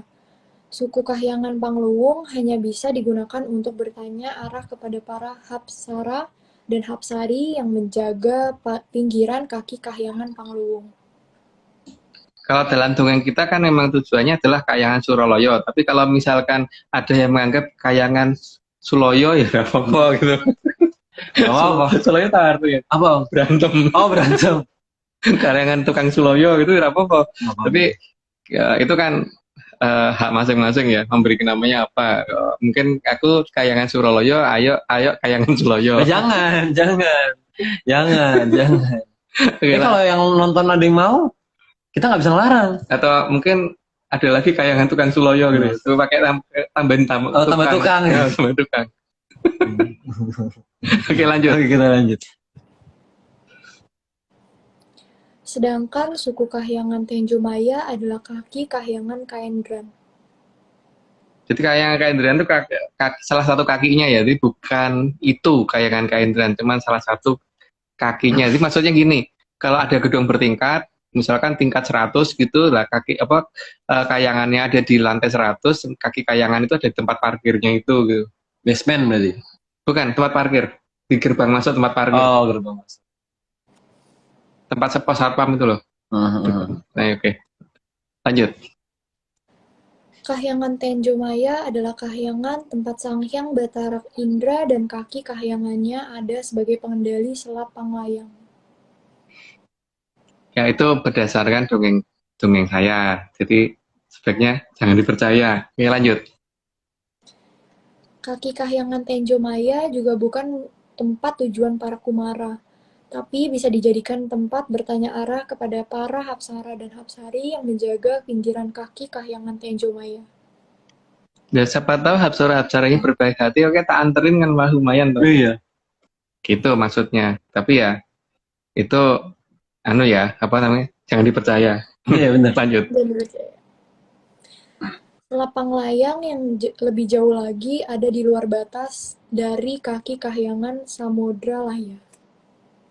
Itu bahasa kita, jadi dianggap aja itu asal nulis gitu. Lanjut. Nggak sengaja ketulis. Nggak sengaja ketulis.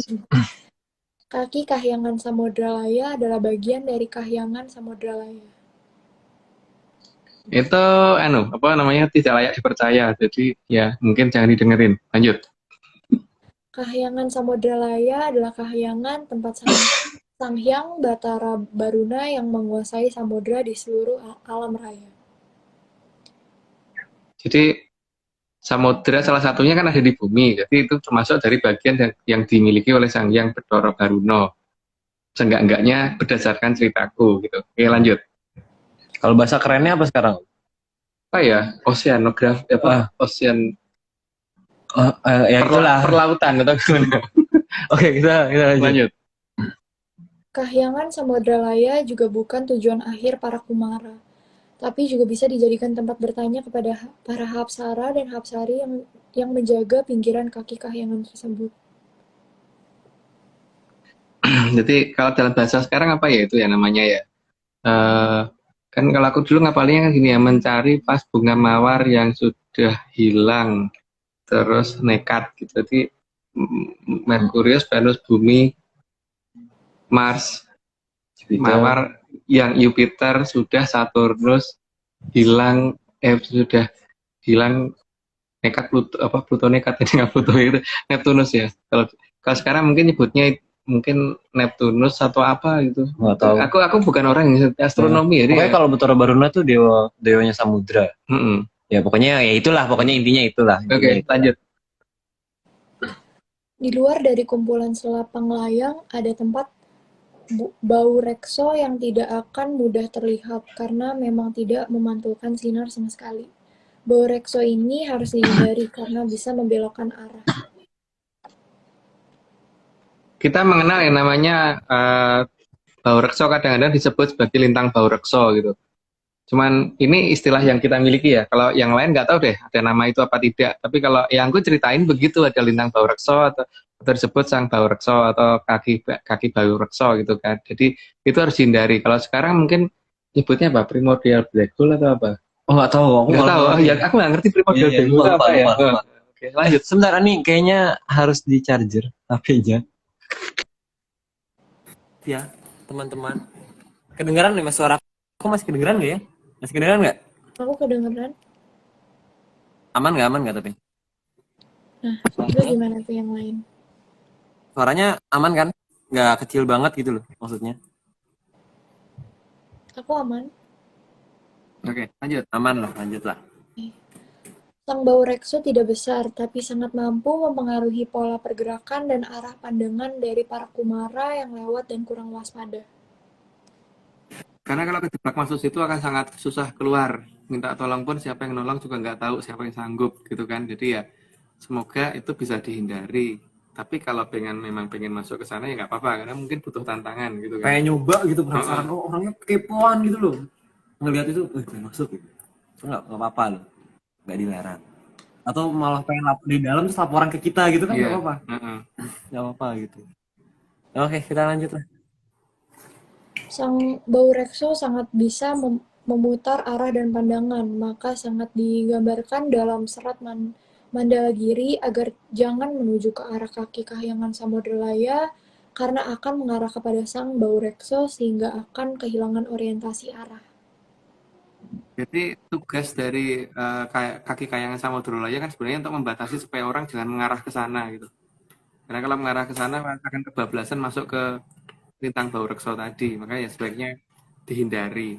Oh malah jadi kayak apa, kaki Kahyangan Samudra Loyo itu malah nunjukin itu kayak tanda stop gitu ya, tanda lampu stop gitu. Nah, lampu stopnya itu belok kanan atau belok kiri gitu. Belok kemana gitu. Oke, lanjut. Maka yang dianjurkan dalam Serar Mandalagiri agar setelah mencapai kaki Kahyangan Untara Segara segera berbelok arah. Intinya jangan mengarah ke kaki Kahyangan Samodralaya. Kayangan Kuntoro Segoro itu ada banyak kaki ya dan ada beberapa nama. Nah, mungkin nanti penjelasannya ada di bawah. Oke, lanjut dulu. Kaki Kahyangan Untara Segara adalah bagian dari gerbang Kahyangan Untara Segara, tempat Sang Hyang Batara Wisnu. Yang Batara Wisnu sangat populer lah, jadi mungkin nggak perlu dikasih penjelasan. Lanjut. Kahyangan Untara Segara adalah kahyangan yang sangat mau membantu memberi arah, karena Sang Hyang Batara Wisnu memang pamong dari semua manusia, tentunya bagi yang mengakui beliau sebagai pamongnya.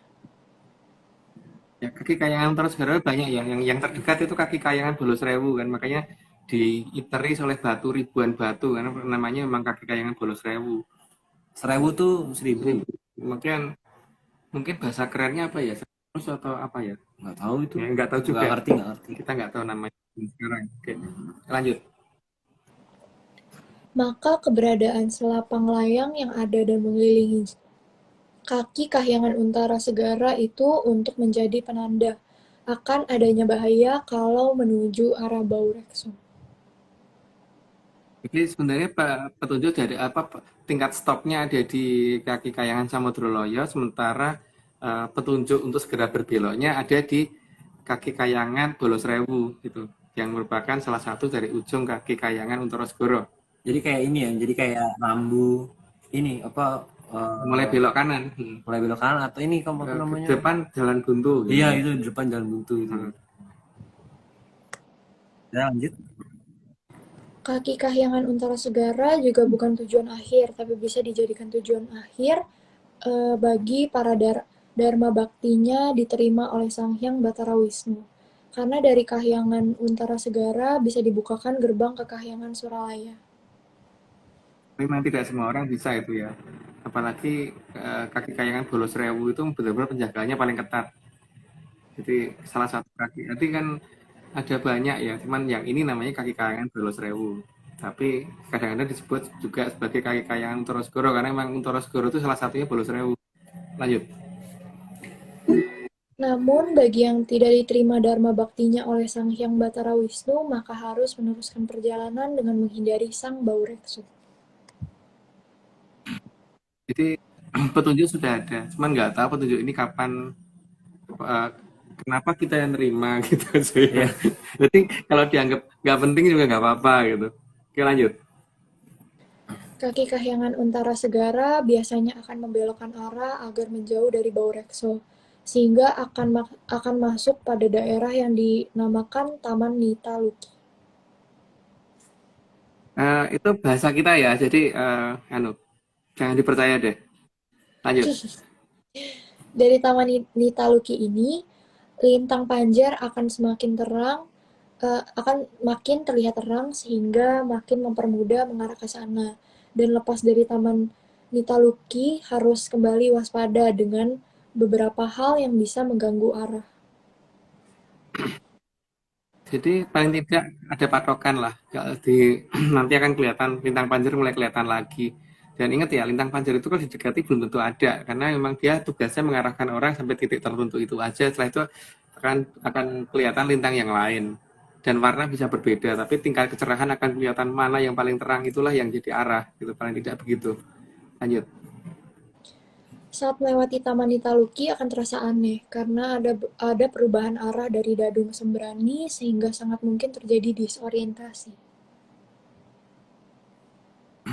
Aku nggak ngerti istilah zaman sekarang ya. Aku ngertinya Dadung Sembrani gitu loh. Jadi apa itu namanya zaman sekarang? Apakah itu apa ya, gravitasi atau Apa apa radon deh? gravitasi Iya, apa sih itu? Nah, gravitasi.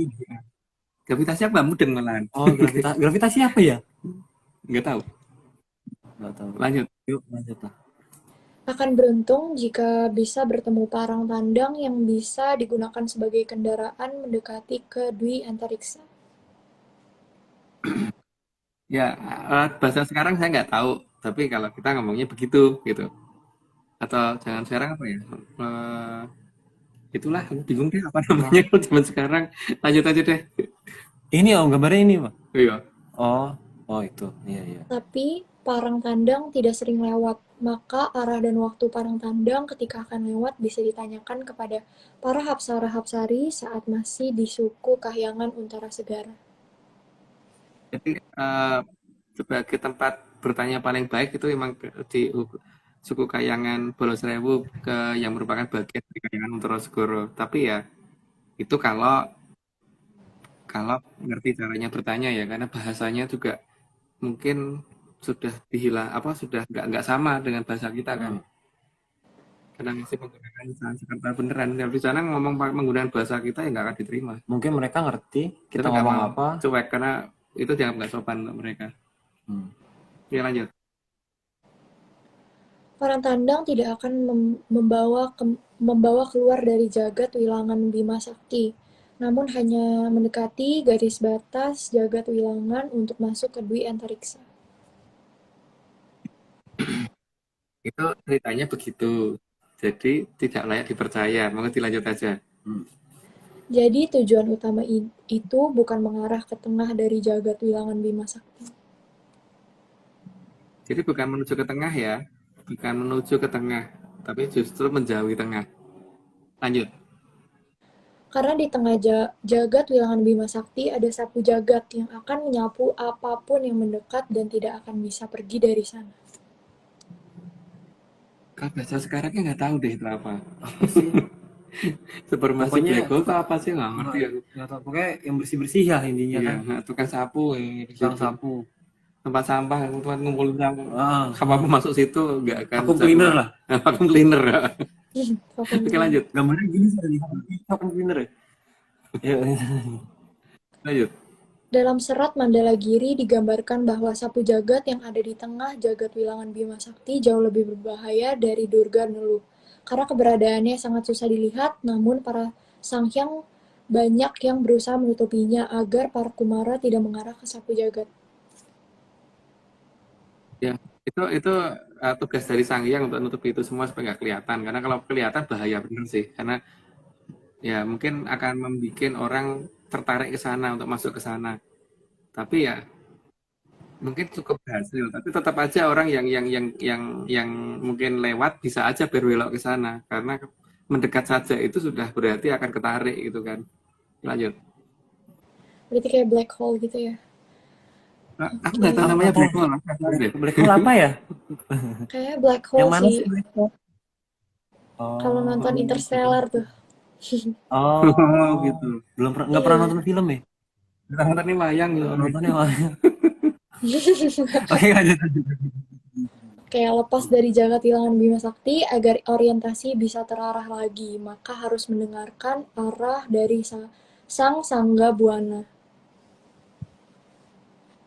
Aku bingung dengan istilah zaman sekarang ya, tapi memang di serat yang kita miliki begitu nama-nama itu gitu, dan apakah ini akan dianggap benar apa tidak ya silahkan, tapi kalau bagi saya itu lucu untuk dipercaya gitu, tapi sebaiknya untuk orang lain jangan percaya. Mhm. Iya, iya, iya. Lanjut. Sang sanggar Sang Sangga Buana ini meskipun samar tapi akan mampu mengarahkan para kumara ke arah Garba Buana. Yang jelas istilah zaman sekarangnya saya tidak tahu, tapi yang jelas yang tuh ceritanya begitu, tapi kalau menunjukkan langsung tuh kelihatan sih, tapi masalahnya kan gimana ya caranya nyari gambarnya di internet nggak ketemu gitu masalahnya gitu. Oke lanjut. Sang Sangga Buana suaranya hampir mirip dengan Sasradara, tapi Sang Sangga Buana punya arah, jadi akan jelas saat mendengar dari arah mana. Jadi bisa menjadi patokan arahnya itu. Jadi kalau kita jalannya keliru akan jelas suara itu menghilang. Jadi kalau suara itu menghilang, berarti ya kita jangan jangan menuju ke arah itu sampai mengarah ke suara itu yang paling jelas gitu. Cuman suaranya seperti apa lah itu susah ngomongnya karena emang kita bukan orang yang bisa menirukan suara sih. Ya mungkin kalau mirip Sosrodoro itu kan kemarin Sosro 1000 Doro ya burung Doro gitu. Kayak nutup telinga gitu, fanging gitu kan. Heeh. Ya cuman itu agak beda sih, Haryo. Oh beda ya? Agak-agak beda, nggak seperti itu. Itu tapi ya itu ceritaku loh, jangan dipercaya. Lanjut. Sang Sangga Buana juga akan membuat waktu menjadi samar, karena antara masa lalu dan masa sekarang akan jadi terasa menyatu. Makanya nenek moyang kita kan membiasakan kita seperti itu sebenarnya. Maka di dalam sistem bahasa kita itu kan kita tidak mengenal yang namanya future, past, dan present. Semuanya present kan. Kita ngomong present semua. Makanya pertama-tama untuk orang-orang di Indonesia itu kalau belajar bahasa Inggris akan kesulitan karena itu kita nggak apa-apa present. Ngomongnya semuanya present. Karena memang nenek moyang kita masa lalu, masa depan, dan masa sekarang itu bisa disatukan.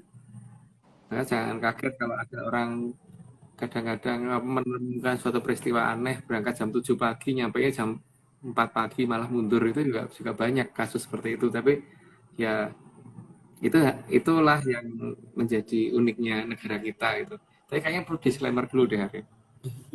Perlu disclaimer lagi ya? Tapi disclaimer dari Anu aja, Cecil aja. Ya Cecilia silakan Oke, disclaimernya. ini semua cuma dongeng. Kalau nggak percaya, kalau nggak percaya, kalau tidak percaya bagus ya Kak. Betul. Kalau nggak percaya nggak apa-apa. Kalau nggak percaya nggak apa-apa, kalau percaya jangan. Nah mantap. Oke, Kita lanjut. Jangan percaya guys, cuma dongeng. Oke, dalam mengarungi dwi antariksa sangat perlu memperhatikan Sang Sangga Buana supaya tidak masuk ke jagat wilangan lain yang juga mengeluarkan sejenis sastradara dari pusat sapu jagatnya. hati-hati di situ karena memang agak mirip tapi beda sih. Kalau sudah terbiasa ya beda. Tapi masalahnya kan gimana kita memberitahu kan, ngerekamnya aja nggak bisa kan, Ya makanya. ada bentuk suaranya lain, tapi ya kalau leluhur sih biasanya memberikan gambaran itu jelas, tapi masalahnya kan zaman sekarang itu orang anggap leluhur itu nggak ada. Soalnya itu kan Atau dianggap filosofis malah. atau dengan filosofi itu di masalah hilangnya karena itu, tapi ya eh, mungkin mereka nganggap kita yang mengada-ada gitu kan, jadi ya memang lebih baik dianggap mengada-ada nggak apa-apa deh. Emang mengada-ngada Memang kan? ada-ada. Iya mengada-ngada kok. Emang mengada-ngada. Jadi jangan Jadi jangan percaya. percaya. Oke, lanjut. Oke lanjut. Daerah ini yang dikenalkan leluhur dalam serat Mandalagiri dengan sebutan Babut, di sini jika Sangga Buana makin besar, maka akan makin menjauh dari semua jagat wilangan. Ya, itu bingung mencari istilah domin apa persamaan zaman sekarang itu nggak ngerti bener. Ini lanjut aja deh. Oke jagat wilangan itu jumlahnya ada berapa ya? Lumayan. 1.100.000. Jagat wilangan itu Bima Sakti. Kalau kita kan jagat wilangan Bima Sakti. Jadi ada 1.100.000. 1.100.000 Berdasarkan yang aturan jadi begitu. Prabu Watu Gunung ya. Oke, lanjut. Cuma harus berhati-hati agar tidak terdorong oleh angin kalapraharan yang amat sangat kuat. Nah, nama itu juga aku nggak ngerti di dalam bahasa saintifik sekarang apa gitu. Tapi kalau berdasarkan keterangan dari yang kita tuh seperti itu, namanya itu gitu. Ya, lanjut. Kala praharan sangat kuat tiupannya yang dapat membuat menjauh, tapi bisa diatasi dengan memberitahukan bahwa sudah mendapatkan izin lewat dari kahyangan Pangluwung, maka kala praharan bisa hilang mendadak. Karena memang itu ada dalam subordinat dari ini Sang Hyang Bathara Bayu. Sang Hyang Bathara Bayu. Makanya kalau memang sudah diizinkan oleh Sang Hyang Bathara Bayu tidak akan bisa menghalangi karena beliau pasti takut dengan yang punyanya sendiri. Lanjut. Karena Kala Praharan adalah anak buah dari Sang Hyang Bathara Bayu yang menjaga Dwi Antariksa agar tidak semua makhluk bisa mengarah ke kahyangan Suralaya. Kayaknya kebablasan tadi aku kasih penjelasan, jadi 106 sudah dikasih penjelasan, jadi langsung lanjut aja. Kala Praharan hanya mau mempersilahkan jalan kepada yang sudah mendapatkan izin dari kahyangan Pangluwung, sehingga akan ada sandi khusus dari kahyangan Pangluwung agar bisa melewati Kala Praharan. Ada beberapa sandi mantra itu pentingnya di situ ya, makanya mantra jangan diterjemahkan gitu. Ya, mantra tuh kayak password ya, karena ya. Password. Kalau password emailku diterjemahkan ya nggak ada gunanya. Misalnya passwordnya pete lada garam gitu. Pete lada garam. Jangan ditulisnya malah Aryo suka pete. Nggak masuk passwordnya. Harus pete lada garamnya pete lada garam gitu. Jangan diartikan gitu. Oke, lanjut. Oke. Semangat. Udah terakhir ya? Iya. Semangat. Angin boten kagungan soco. Angin ugi gampil awahipun ananging pratandanipun kamulyanipun Tribuana kaasta dening sokonipun angin-angin. Terima kasih. Matur nuwun. Maaf kalau misalnya salah-salah. Gak apa-apa. Makasih loh ya sudah mau. Makasih juga udah dapat kesempatan jadi narator. Kapan jadi masih mau jadi narator lagi? Masih boleh. Nggak apa-apa, aku mau aja kok jadi narator, seru. Oke, udah. Nanti nggak apa-apa dihubungi sama Doro Mas Aryo. Terakhir yang Aryo terus. Oke, kita disclaimer terakhir kali ya, videonya kali ya. Disclaimer. Dua kali kalau gitu. Dua kali. Agak seru. Oke. Satu pakai eco, satu enggak. Oh iya, siap. Itu khusus itu. Itu dinyalain dulu. Gimana enggak? Ini semua cuma dongeng. Kalau nggak percaya ya duluan mulainya. Jangan.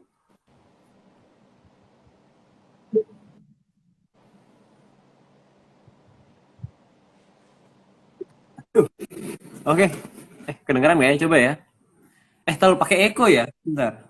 Nggak pakai echo dulu nanti. Nggak pakai echo. Oke. Siap.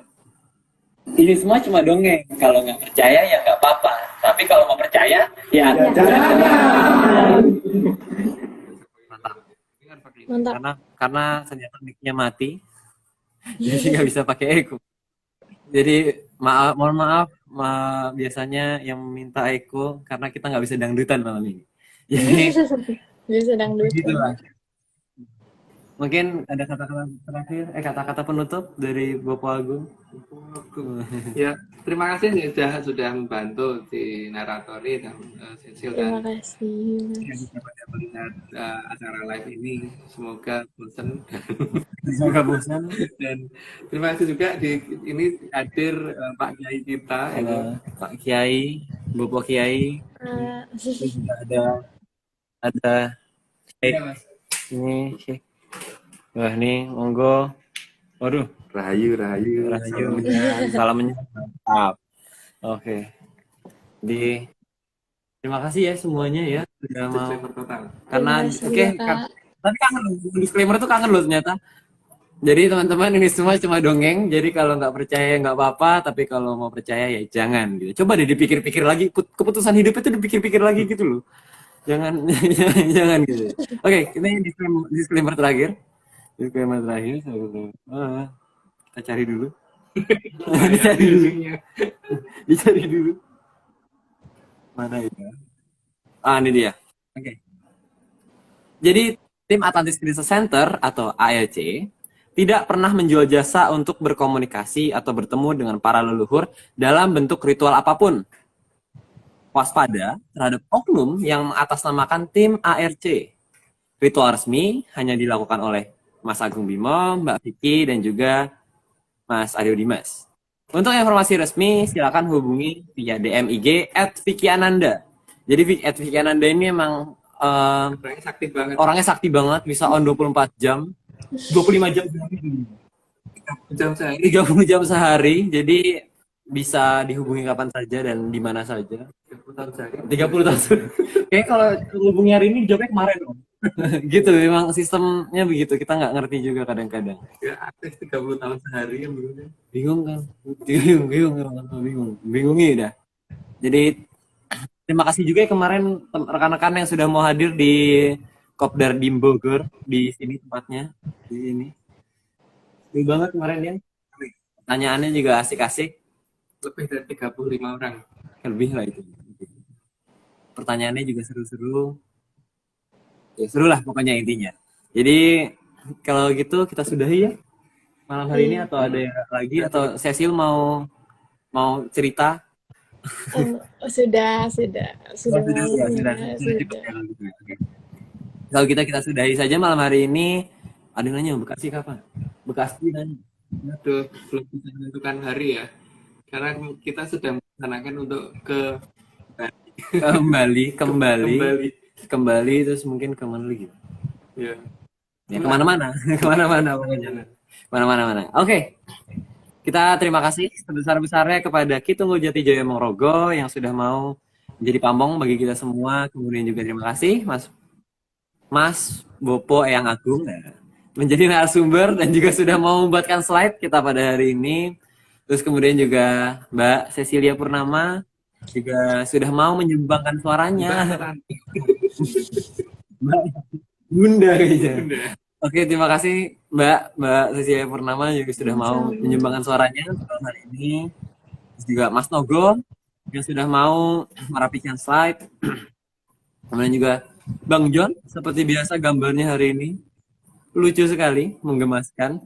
Dan juga tentunya terima kasih kepada Mbak Vicky, terus kemudian Mas Eskel juga, terus Om Iwan, dan segelintir tim ARC lainnya yang mungkin tidak sempat disebutkan. Dan terakhir terima kasih juga kepada Chief Eksekutif dari Atlantis Center, Bos Besar Bapak Marius Gumono, yang sudah mau memperkartai ya ini acara ini hingga hari ini berjalan sampai episode 100 sekian. 13. Banyak ya, Kak.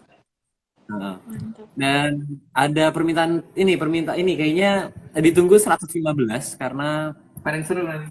paling seru 115. Mungkin Cecilia kita book 115. Berarti 2 minggu lagi ya. 2 minggu lagi ya. Siap? Siap. Siap. Rabu 2 minggu lagi. 27 berarti. Rabu 2 minggu lagi. Karena kayak seru banget itu ya nanti ya. Paling seru. Wih, Karena itu keren pertesan dari Moho Prabu yang sudah dilupakan. Moho Prabu yang sudah dilupakan karena ceritanya Dan nggak dalam ada. sejarah kita tiba-tiba nggak tahu kenapa nggak ada. Itu sama Moho Prabu, Moho Gading. Moho Prabu Klopo Gading, bahkan namanya aja masih ada bahkan. Iya. Tapi di ceritanya hilang gitu. Jadi ini Raja yang sangat hebat. raja yang sangat hebat. Paling Betoro Wisnu. Betul. Yang kita kenal yang paling hebat itu beliau itu saya tahu. Tidak tahu dalam sejarah kita kenapa itu hilang. Tapi makanya besok beliau akan menceritakan apapun yang pernah dia ajarkan Oke di pesannya malah melalui buku Aryo. tapi ingat ya ini cuma dongeng ya, lupa ya, cuma dongeng ya, Oke. cuma dongeng. Nggak tahu sih, itu sempat itu. Oh bukan. Oh, bukan ya? Sangat tidak. Oh enggak. Kira mau diartikan Kelapa Gading tuh ini rasanya ini, oh enggak. Enggak.